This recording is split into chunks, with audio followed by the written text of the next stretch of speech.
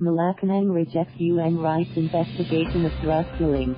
Malacañang on Friday rejected a call by some members of the UN Human Rights Council, to probe the growing number of killings in President Duterte's war on drugs, saying it was interfering in the country's sovereignty. Presidential spokesperson Salvador Panelo says no foreign government knows the actual and real state of our country's domestic affairs better than this government.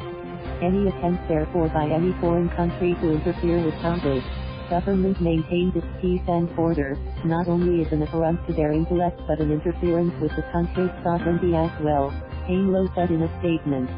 Justice Secretary Menardo Guevarra on Friday said the Duterte administration should not be told by anyone, including the United Nations, to stop extrajudicial executions because it was never the government's policy. In any event, our government is prepared to face any inquiry if the same becomes necessary to disabuse the minds of those who rely on or give undue credence to selective, if not biased, secondhand information, Guevarra said in a statement.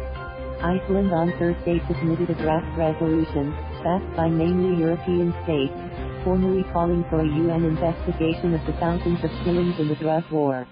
The Duterte administration has insisted that the more than 6,500 suspected drug dealers and users killed by police in anti-narcotics operations had all put up a fight. Unreliable, police accounts of drug rape are not reliable, and the officers enforcing the drug war have been shown to plant weapons and drugs to justify the killings, Laila Matar of Human Rights Watch told the UNRC this week.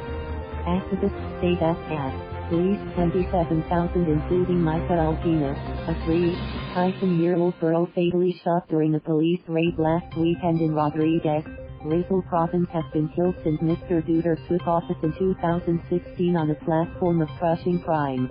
In a non-armed conflict context, this is the worst case of extrajudicial killings globally, Ellecer Budit Carlos of the Manila-based group iDefend told Reuters news agency. The Geneva Forum is to vote on the resolution before ending its 3-week session on July 12. The Philippines is one of its 47 members. Carlos conceded that Asian countries were unlikely to vote in favor of the resolution, adding, "I think it will be a close shave." No Asian support. One Asian ambassador, keeping on condition of anonymity, indicated that his country would not support it, telling Reuters, "There are worse things happening in the world." Panelo said the administration respected human rights and would punish those who violated them.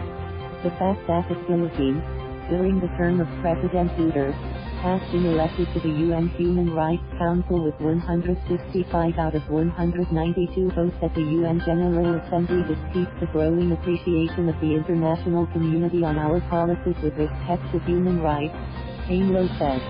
More circumspect but activists say the Council and the Office of the UN High Commissioner for Human Rights, Michelle Bachelet, must shine a light on the situation in the Philippines. Matar said the drug killings were occurring in the wider context of attacks on human rights defenders, media activists, journalists, anyone who really dares to speak up against the killings. Iceland has always been one of the countries vocal about their concern over Duterte's bloody campaign. In September 2017, Iceland and 38 other countries signed a joint statement calling on the Duterte administration to uphold the universal principles of democratic accountability and the rule of law in resolving the thousands of killings in his war on drugs. They also asked Mr. Duterte to allow the UN Special Rapporteur on extrajudicial killings, Agnes Calamar, to visit the Philippines without conditions. This was rejected by Manila. At the 37th session of the UNRC meeting in Geneva in February 2018, Iceland's Foreign Minister Salvador Panelo urged Manila again to accept a visit from Calamar. During the same meeting, then Foreign Secretary Alan Peter Cayetano delivered a speech attacking Calamar for supposedly prejudging the president, and human rights groups for spreading misinformation. Thank you for watching. Please subscribe.